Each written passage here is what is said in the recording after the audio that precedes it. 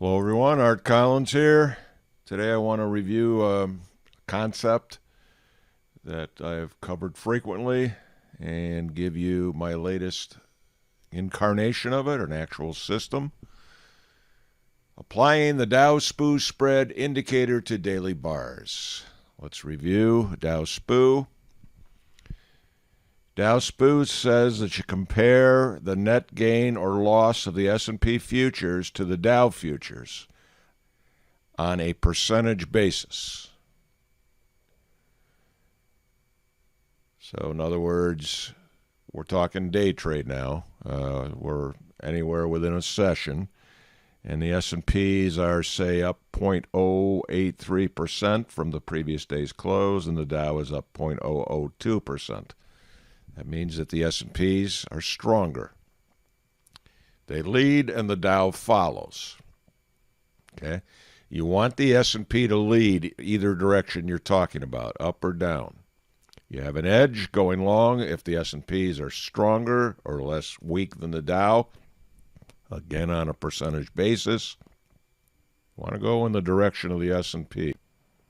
You have an edge going short if the market short the market if the S&Ps are weaker or less strong than the Dow.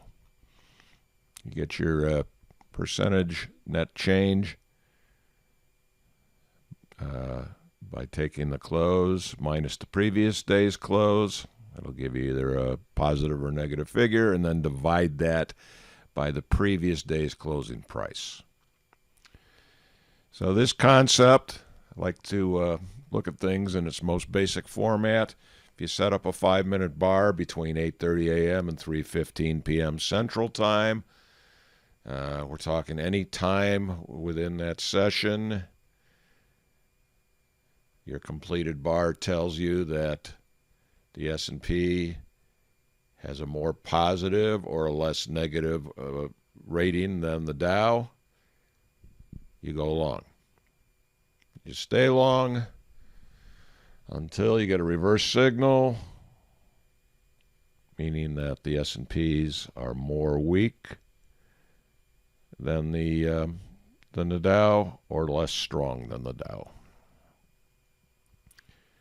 And in this basic form, you're just constantly flipping long or short as the 5-minute bars end in the opposite direction. And you exit at the 3:15 regular session Central Time close. And, this is basically at this point just a teaching tool. There's no slippage commission in here, but over a 10-year period from the beginning of 2010 through February 21st, 2020, this is what you get. $76,000 profit, 43% winners, an average trade before slippage commission again of $6.37, a ridiculously high worst drawdown amount, which is again why this is just showing you a bias rather than something you should be jumping into. But this bias also works on 30-minute bars. We see a better average trade profit. We see a better net profit, better return on account, which is the net profit divided by the worst drawdown, and even the drawdowns starting to approach reasonable.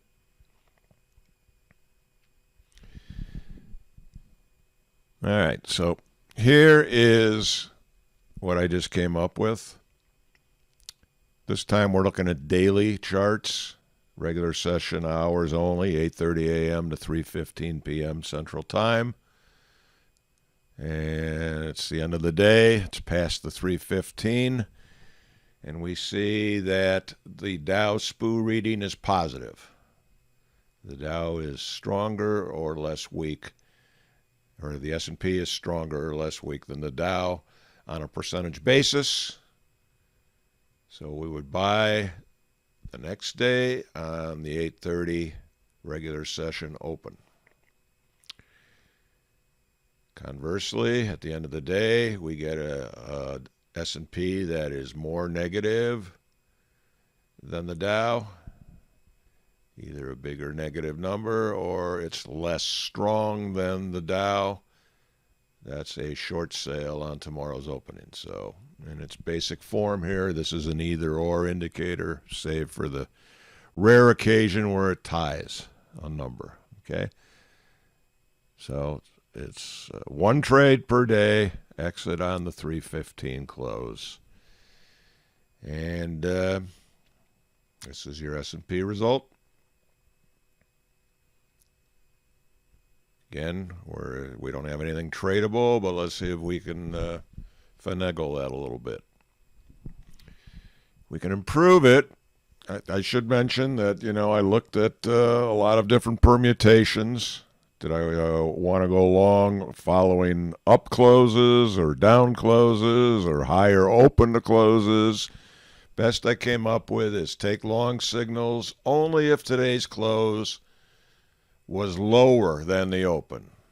Fade indicator. You had a lower open to close, but a higher Dow-S&P signal. You go short if you had a lower Dow-S&P signal, but a close that was higher than the open. And then we'll add one more thing to try to make this a bearable system. Use a $1,000 money management stop. Obviously, we're talking per mini contract. And now you got something. You got a worst drawdown that is under $10,000. So we have a worst drawdown that's now under $10,000. We know what our maximum risk is per day. It's $1,000, $32,000 over that 10-year period, which is less than its raw version. But again, we're looking at comparatively speaking, much smaller drawdown, better return on account. And the even better news is you got persistence in two of the three remaining markets, the NASDAQ and the Russell. Don't like to see contrary in the mid-cap, but considering all the corroboration we've had in Dow-S&P overall, I think we can live with this. You got an even better system in the NASDAQ, $64,000 over the 10 years with a 750% return on account. Again, that's how much your account would have increased had you started with the $8,585 worst drawdown amount. So, in short, your takeaways: Dow-S&P is a robust indicator performing over multiple markets and time frames. The end of the day version gives your initial expectation as to whether tomorrow's long or short side is going to be more likely the easier side, going with the current instead of fighting it. The open to close filter and the $1,000 stop makes this a viable system in the S&Ps, Russell, and especially the NASDAQ. Thanks for joining me.